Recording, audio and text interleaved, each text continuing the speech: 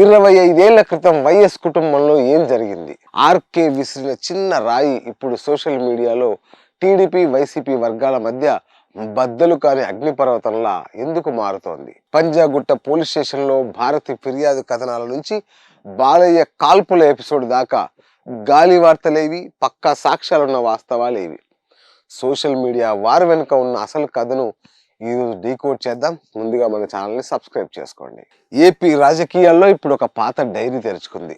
రాధాకృష్ణ తన కొత్త పలుకులో 25 సంవత్సరాల క్రిందట వైఎస్ కుటుంబంలో జరిగిన ఓ సంఘటనను సమయం వచ్చినప్పుడు బయట పెడతాను అని ఒక లైన్ రాశారు.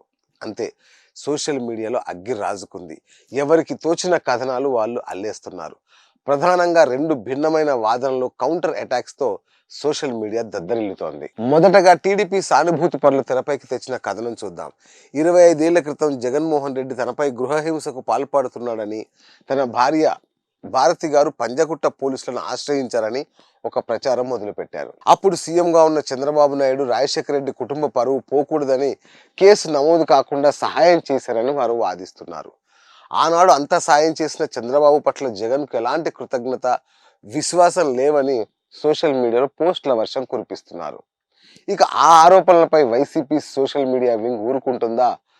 రంగంలోకి దిగి పవర్ఫుల్ కౌంటర్ ఇచ్చింది. ఇవన్నీ పసలేని గాలి వార్తలను కొట్టిపారేస్తూ అసలు సాయం చేసింది, కృతజ్ఞత లేనిది ఎవరికో గుర్తు చేసింది. అదే బాలకృష్ణ షూటింగ్ ఎపిసోడ్.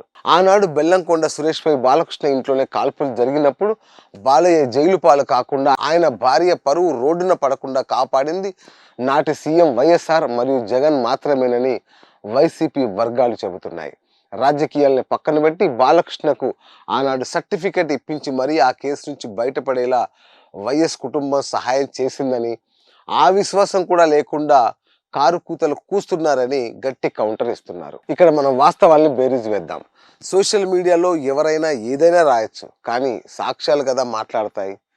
భారతీదేవి గారి సంఘటన గురించి చెబుతున్న దాంట్లో ఏ రకమైన పోలీస్ రికార్డులు కానీ, ఆనాటి వార్తాపత్రికల క్లిప్పింగ్స్ కానీ, కనీసం ఆధారాలు కానీ ఎక్కడా పబ్లిక్ డొమైన్లో లేవు. అది కేవలం ఒక ఊహాజనిత ప్రచారంగానే కనిపిస్తోంది. కానీ బాలకృష్ణ గారి ఇష్యూ అలా కాదు కదా. అది రాష్ట్ర వ్యాప్తంగా సంచలనం సృష్టించిన సంఘటన. మీడియాలో లైవ్ కవరేజ్, హాస్పిటల్ రికార్డులు, కోర్టు డాక్యుమెంట్లు అన్నీ రికార్డెడ్గా ఉన్నాయి.